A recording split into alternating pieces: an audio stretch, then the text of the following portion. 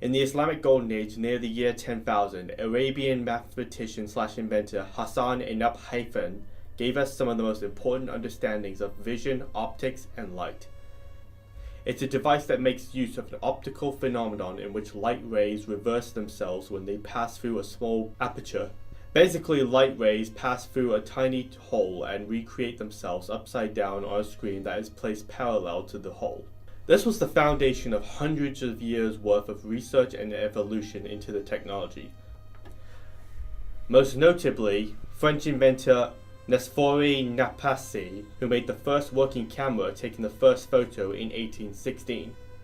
British scientist Henry Fox Talbot came up with the salted paper and calotype process, which helps make camera images look much clearer and easier to look at. Cameras became completely mobile and taken to anywhere as long as they can be brought back to be developed. Thomas Edison and William Dickens invented kinetoscope, an early motion picture device in which the images were viewed through a peephole, and later went on to improve upon by creating the first film camera that shows off a motion picture over a projector. Invention after invention, improvement after improvement, all of which has been leading up to this. This is a common photography camera that you'll find most film students using these days. This specific one is a Canon EOS 1100D, which was first made in 2008, but then got an improved version in 2015, which is this one. Now, if I went back in time and told Thomas Edison about this thing, like if I gave him a book or something about it, either he'd think it was a science fiction novel, or he'd go like, yeah, that could actually happen someday. Point being, when you try to compare past technology to today, it's impossible to have an argument to decide which is better. I mean, this thing alone is better than grade A Hollywood film cameras they had back in the 80s and the 90s. In my eye, I don't think I could have been born during a better time period for technology in media. I was born in 1998, which was right before the 21st century, which is where cameras went through their biggest change in terms of accessibility. Now, from here on, I want to talk about the changes in film technology over the last 20 years and how they've affected specifically student filmmakers.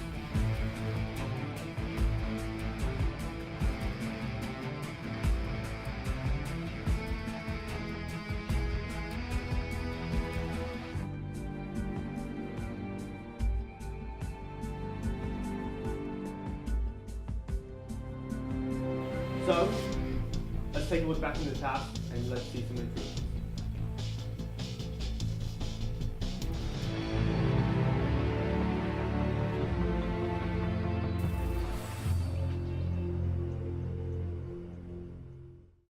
By the time 2008 came around, most families had digital cameras and lots of photos and videos of memories that were being produced.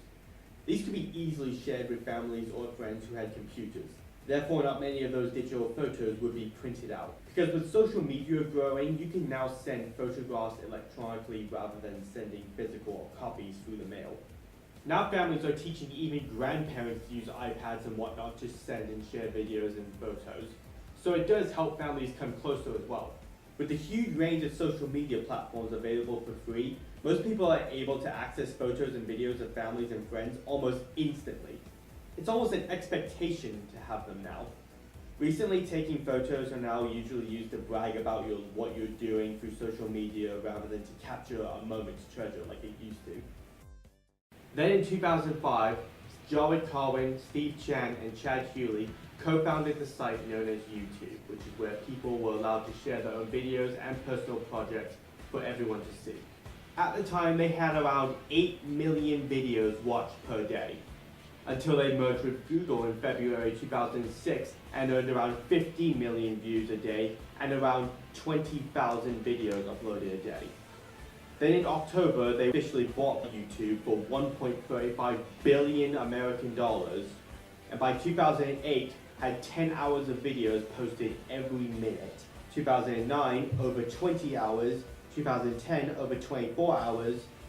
And today, in 2018, around 300 hours of videos are uploaded every single minute and 5 billion videos watched every day.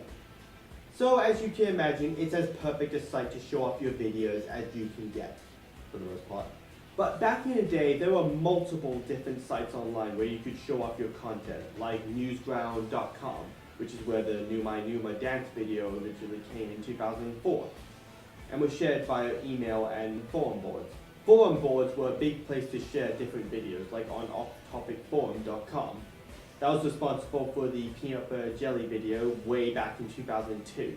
Now, it started off as just dumb videos like that, but we started to get more creative content around the time as well, like the internet series Red vs. Blue in April 2003, a show with an actual script and story with real production behind it. It's also responsible for creating Machinima, a series all done through a video game engine. Red vs. Blue exploded with popularity, even shown on the news, and Halo creators themselves got in contact with the team, telling them how impressed they are with the show. It was responsible for showing upcoming filmmakers they could show off their projects and creativity through the internet. They practically built the foundation for internet-based series. Today on YouTube, we have hundreds of different creative independent media companies which function through the internet. Whether it be movie reviewers like Red Letter Media, comedic sketch channels like Smosh, even feature productions with big name actors like Thomas Jane and Ron Perlman, creating my personal favorite short video on the internet, Punisher Dirty Laundry. With this, you're no longer restricted to just making videos to show to your near friends or family. Now you can put them out there in the public domain for the whole world to see.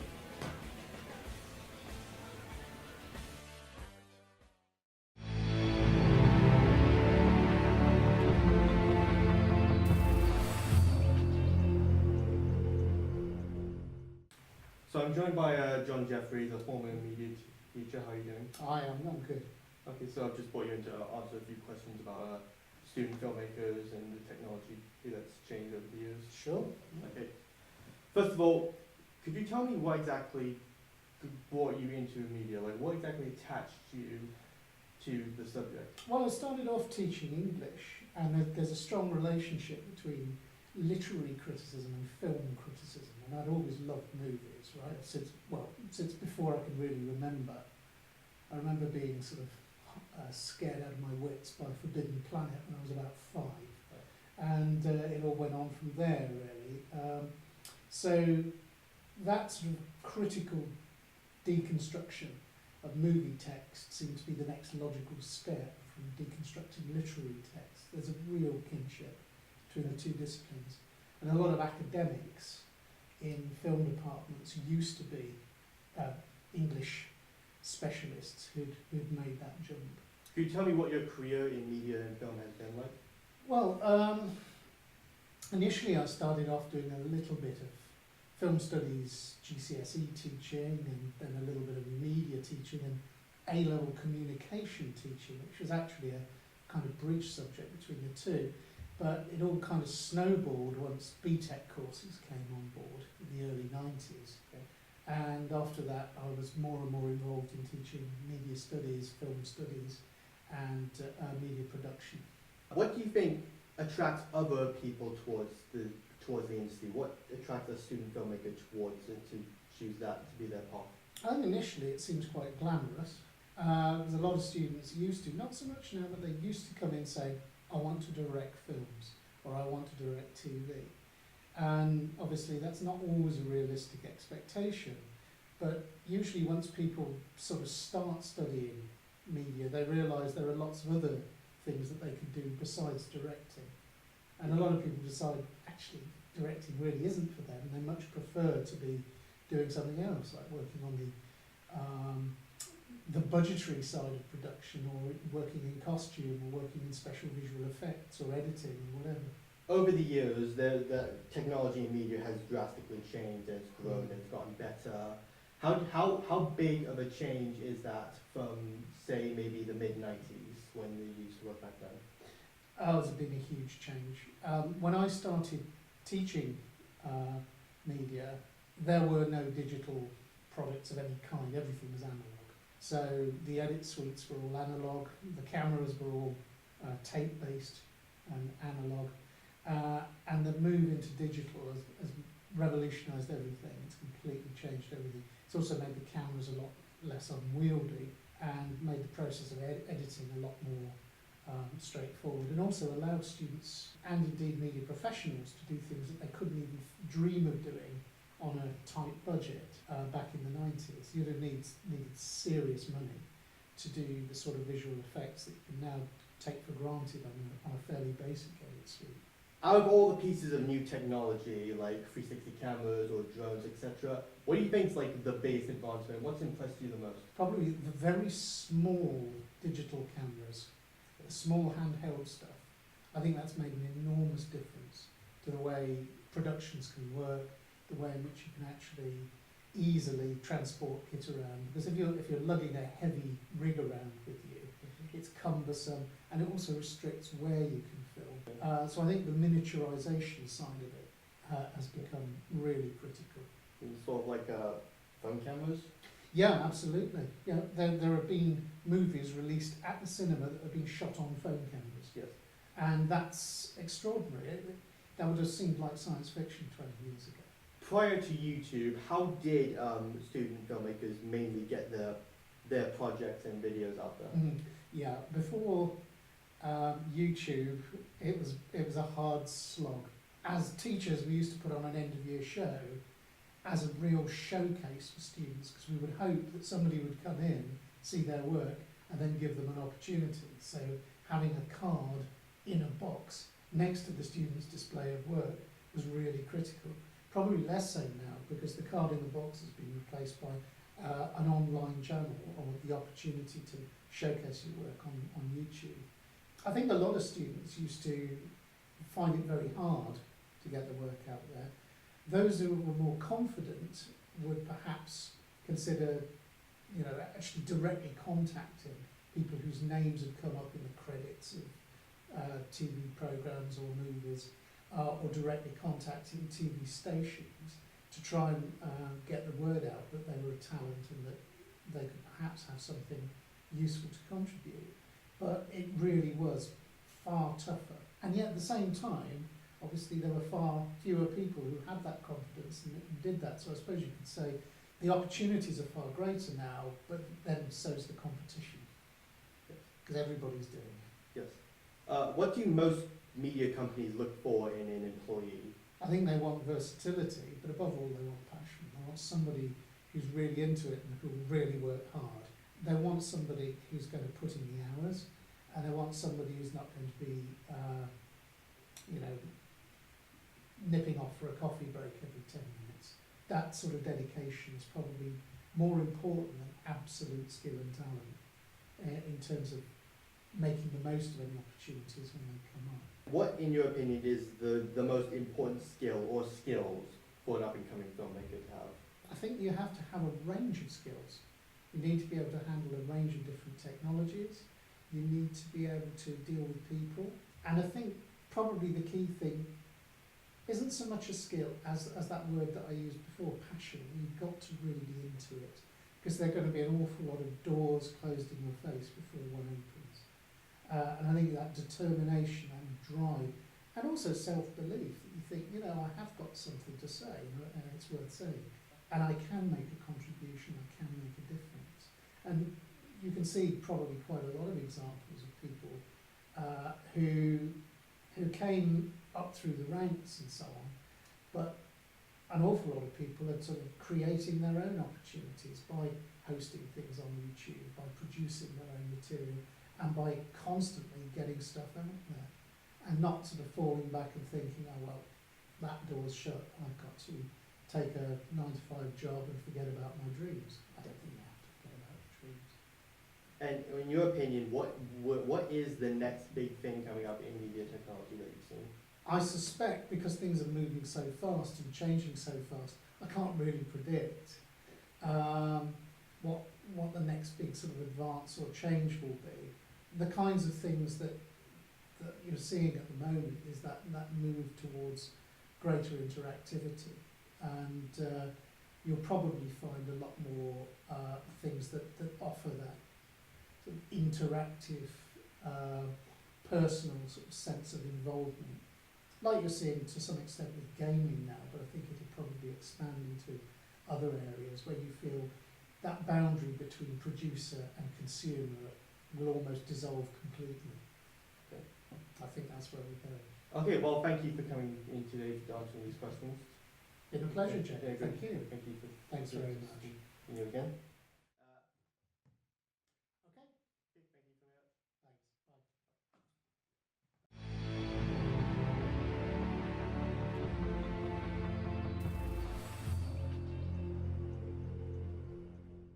Bye. Now, if you're a media student and you're just going about your day-to-day life, but then suddenly you come across something neat looking, or an event occurs that you want to catch a photo of, or take a video of, but you don't have your go-to camera on you, what do you use then? Unless you're 0.1% of the population of anything, and you don't have a cell phone,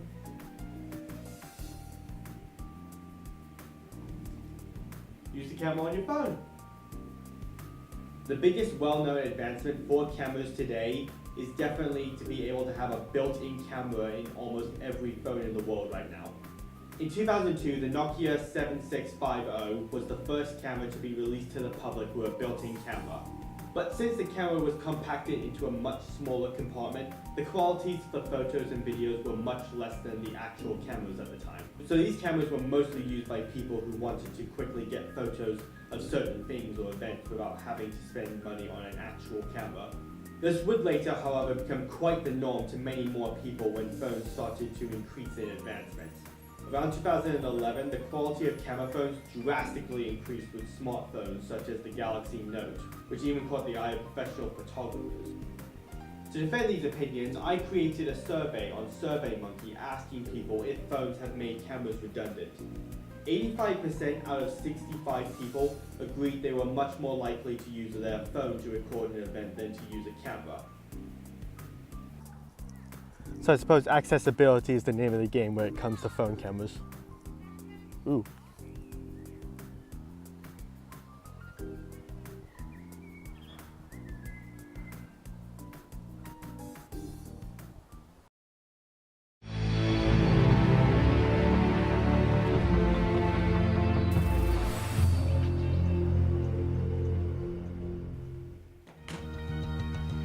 Now here in 2018, we have a whole host of different cameras we can choose from digital single lens reflex cameras, to cameras you use on your cell phone, or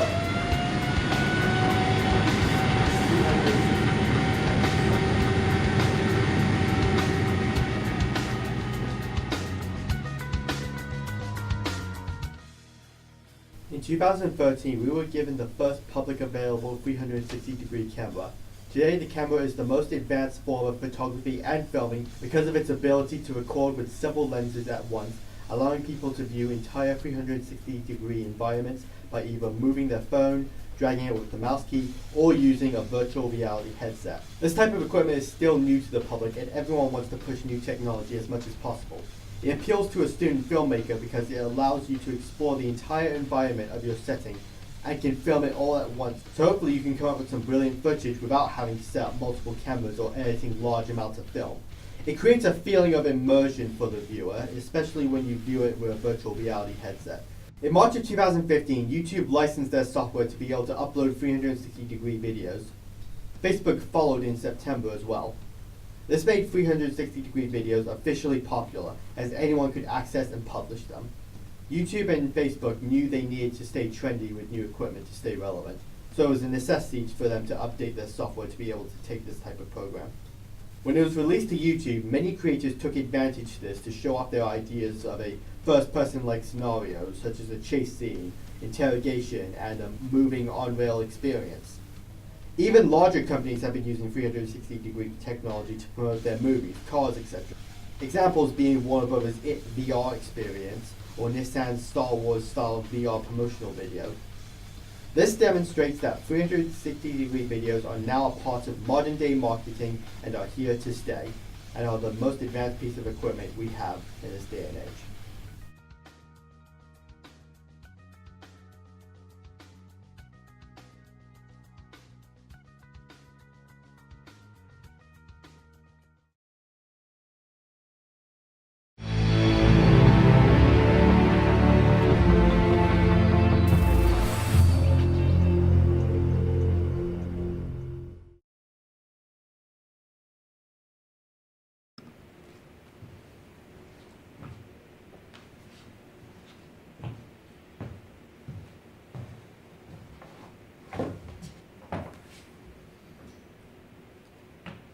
The conclusion to this whole thing is this.